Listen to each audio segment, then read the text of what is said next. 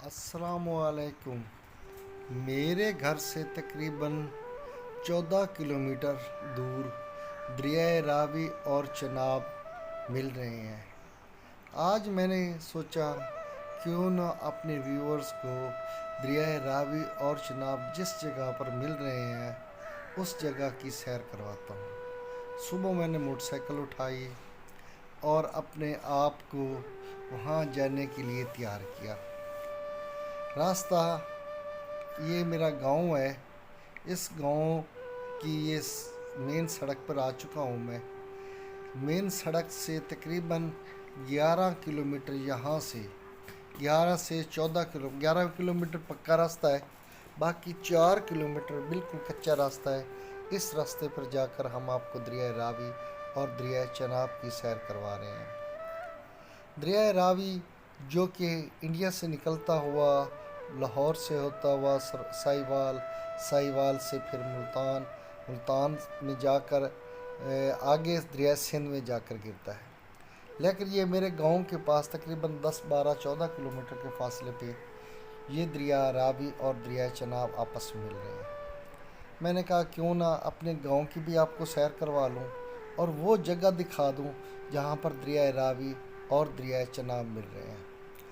میرے گاؤں میں بہت سارے آموں کے باغات ہیں۔ یہ آم سارے پاکستان میں مشہور ہے۔ سید فخر امام شاہ صاحب کے یہ باغات ہیں۔ اس کے علاوہ ان کے کزن سید حسنین شاہ صاحب، حیدر شاہ صاحب، ان کے باغات ہیں۔ خاص طور پر سید حیدر شاہ صاحب کی یہ جو سندری جس کے میں قریب سے گزر رہا ہوں، سندری اور دسہری اس کی دسہری تو سارے پاکستان میں مشہور ہے۔ اس دسہری کا سائز ویسے تو دسہری کے جو آم کے جو سائز ہوتا ہے وہ دوسرے آم سے تقریباً چھوٹا ہوتا ہے، لیکن سید حیدر شاہ صاحب کے یہ آم کے باغات کی دسہری پاکستان بھر میں مشہور ہے، جس کا سائز کسی چورسے کے آم سے کم نہیں ہے۔ ہم اس وقت اس سڑک پر رواں دواں ہیں، دوستوں کو اپنا علاقہ بھی دکھاتے ہوئے جا رہے ہیں، ساتھ میں یہ جو باغات ہیں، یہ جو فصلیں ہیں، یہ بھی آپ کو دکھاتے ہوئے جا رہے ہیں۔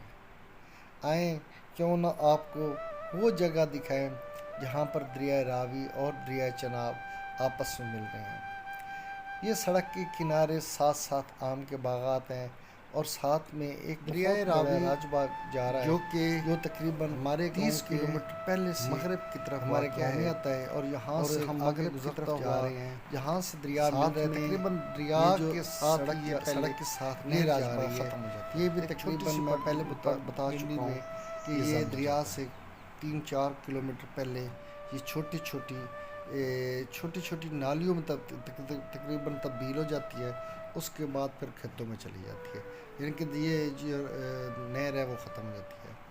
یہ جو ہمارا علاقہ جہاں سے ہم گزر رہے ہیں اس کو ہم کون سرگانہ کا علاقہ کہتے ہیں۔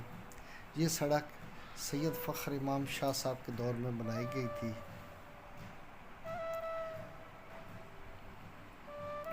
اب ہم انشاءاللہ ٹھیک 5 سے 7 منٹوں میں دریائے راوی چناب کے سنگم پہ ہم انشاءاللہ پہنچ جائیں گے۔ دریائے راوی اور دریائے چناب یہ نہیں ہے کہ دونوں ایک ہی دم کٹھے مل جاتے ہیں۔ دریائے راوی مختلف نالوں کی صورت میں اور دریائے چناب بھی چھوٹے چھوٹے نالوں کی صورت میں پہلے ملتے ہیں، جس کو چھوٹی چھوٹی نہریں بھی کہہ سکتے ہیں، جن کو اردو زبان میں ڈیلٹا کہتے ہیں، یعنی کہ ایک شاخیں بنا کر دریا ملنے سے پہلے اس کو ہم چھاڑا بولتے ہیں اپنی زبان میں۔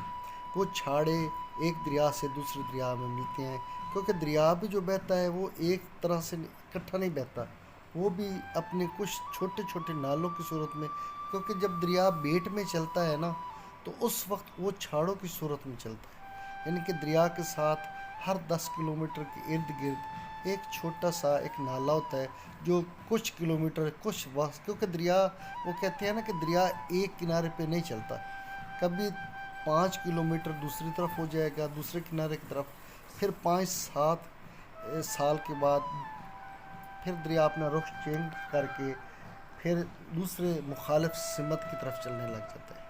اس طرح جو نشیبی علاقے ہوتے ہیں وہاں پر وہ پانی کا بہاؤ جب بھی دریا میں طغیانی آتی ہے یا اگست اور ستمبر میں پانی کا بہاؤ جب زیادہ ہوتا ہے تو ان چھوٹے ندی نالوں میں پانی جمع ہو جاتا ہے۔ ابھی ہم ان باغات، یہ جو باغات ہیں یہ سید فخر امام کے باغات کے بعد وہاں پر ہمارے ایک محترم حاجی جعفر سرگانہ صاحب کا باغات شروع ہو گئے ہیں۔ ان کے باغات جیسے ہی ختم ہوں گے تو دریا کا ایک چھوٹا نالا، جس کو ہم نالا بھی کہہ سکتے ہیں، اس کو چھاڑا بھی کہہ سکتے ہیں، وہ دریا کا وہ صرف اس وقت بہتا ہے کہ جب دریا میں یہ اس دریا میں 50,000 کیوسک پانی کی کیپیسٹی ہوتی ہے۔ جیسے 20 سے 25,000 کیوسک پانی زیادہ ہوتا ہے تو اس نالے میں وہ پانی بھر جاتا ہے، جو ابھی نیکسٹ 1 یا 2 منٹ میں آنے والا ہے۔ انشاءاللہ ہم اس کے قریب پہنچنے والے ہیں۔ اس نالے سے ہم گزر کر پھر آگے دریا کی طرف جائیں گے۔ یہ باغات کے یہ ایگری رچ علاقے پہ تقریباً پہنچ چکے ہیں۔ یہ وہ جگہ ہیں جہاں سے دریا کا بیٹ شروع ہو جاتا ہے۔ یہ دیکھو لوگوں کے گھر ہیں، یہ دریا کا بیٹ آ گیا۔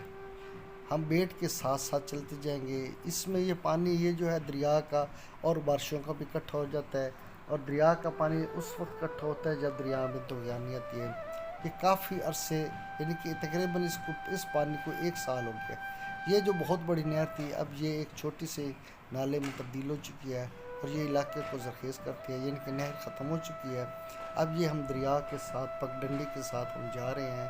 ہم یہ سولنگ پہ جا رہے ہیں۔ تقریباً یہاں سے دریا 4 کلومیٹر اور ہم کچے راستے پہ جائیں گے۔ یہ دیکھیں جی دریا کا کیا خوبصورت نظارہ ہے، اور یہاں پر ایک کشتی بھی کھڑی ہوئی ہے۔ یہ جب طغیانی دریا کی آتی ہے اور لوگوں کے نقل و حمل کے لیے اور آمد و رفت کے لیے یہ کشتی استعمال کرتے ہیں۔ اب ہم کچے راستے پر اتر رہے ہیں۔ یہ کچا راستہ تقریباً 3 سے 4 کلومیٹر ہے جو ہمارا دریا کی طرف لے جائے گا۔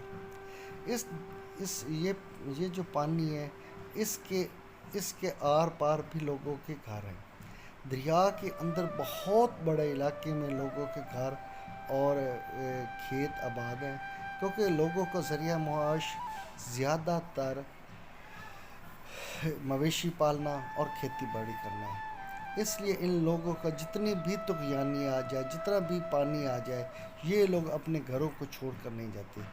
آپ کو میں دکھاتا ہوں جب ہم بیٹ میں داخل ہوں گے۔ ابھی تو ہم دریا کے ساتھ ساتھ جا رہے ہیں، یہ کچے راستے پہ جا رہے ہیں۔ جب دریا پر پہنچیں گے تو ہم آپ کو دکھائیں گے کہ لوگوں کے گھر زیادہ تر کچے ہوتے ہیں۔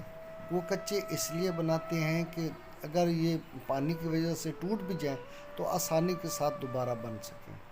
اگر یہ پختہ گھر بنائیں تو وہ ٹوٹ جائیں تو ان کا خرچہ بہت زیادہ ہوتا ہے، اس لیے وہ کچے گھر بناتے ہیں۔ ویسے تو اب دریا کے وہ جگہ جہاں پر پانی کم آتا ہے یا بہت 10 سال بعد 15 سال بعد وہاں لوگوں نے پختہ گھر بھی بنا لیے۔ آمد و رفت کے لیے زیادہ تر وہ بیل گاڑیوں کا استعمال کرتے ہیں۔ اور یہ سارے گھر میں آپ دیکھ رہے ہیں کہ سارے گھر اس وقت کچے گارے اور مٹی سے بنے ہوئے ہیں۔ کچھ لیٹرین وغیرہ یا باقی چیزیں وہ پختہ بناتے ہیں کیونکہ وہاں تو کچا استعمال نہیں ہو سکتی۔ تو اب ہم تقریباً دریا کے بیٹ میں اترنے والے ہیں۔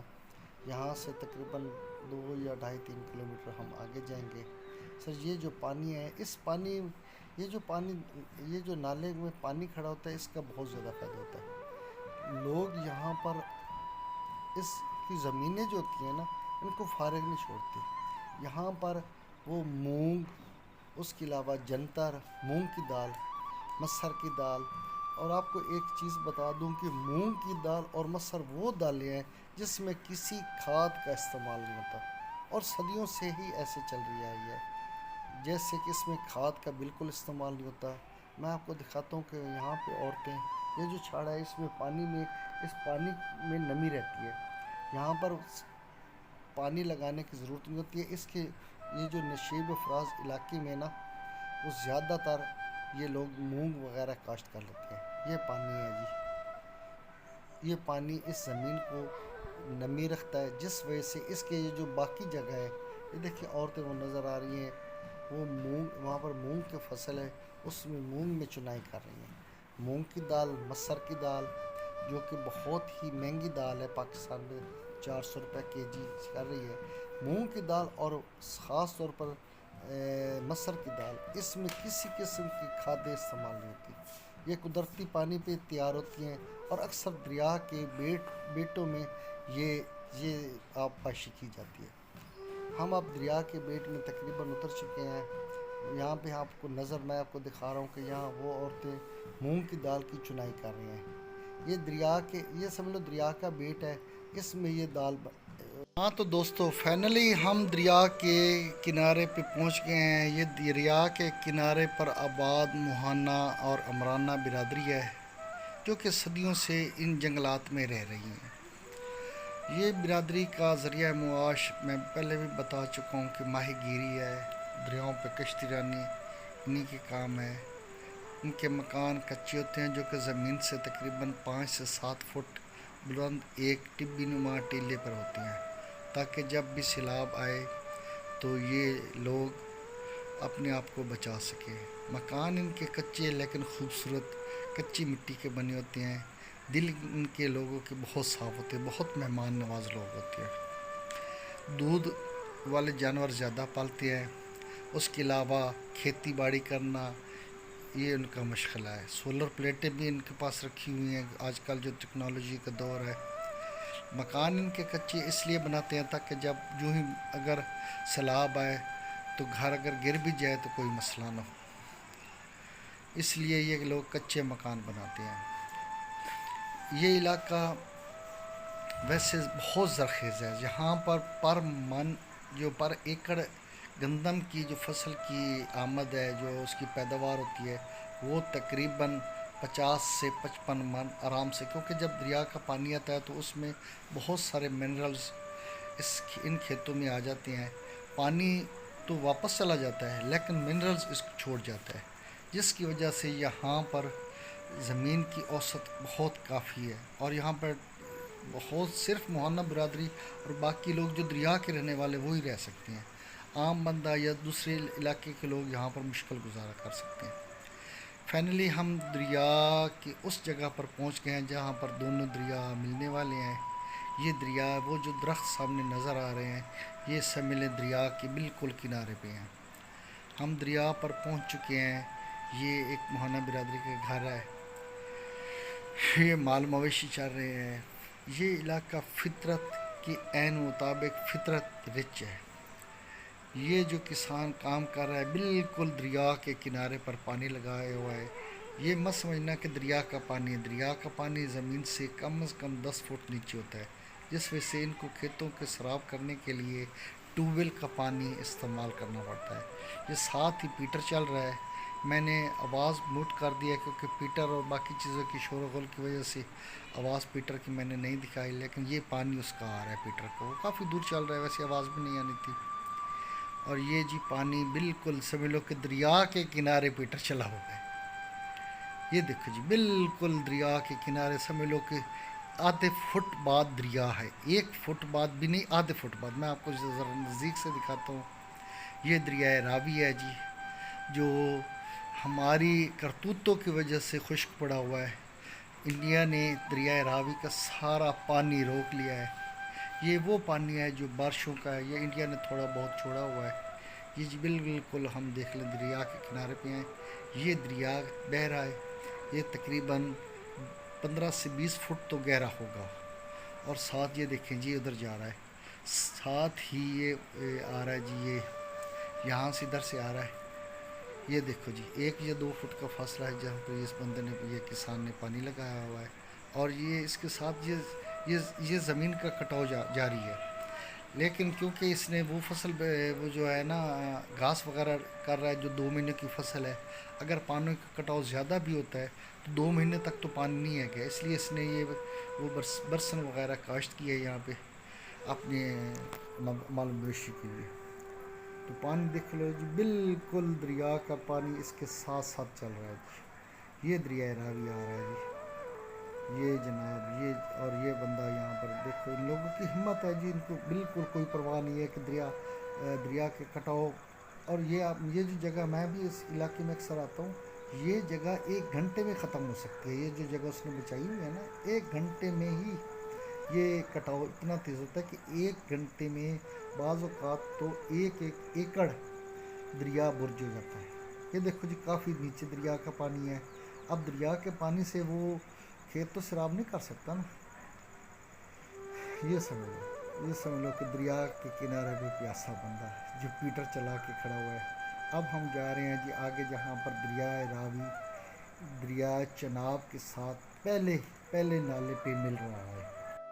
اب ہم دریا کی طرف جا رہے ہیں جہاں پر یہ دیکھو جی دریا کا کٹاؤ دیکھو جی، اور یہاں پہ میں بالکل دریا کے کنارے پہ کھڑا ہوں، اور پاسبل ہے کہ یہاں پر ابھی کٹاؤ ہو جائے، اور یہ ایک نہیں کیا 10 فٹ کی وہ جو زمین کا حصہ وہ زمین میں لے جاتا ہے۔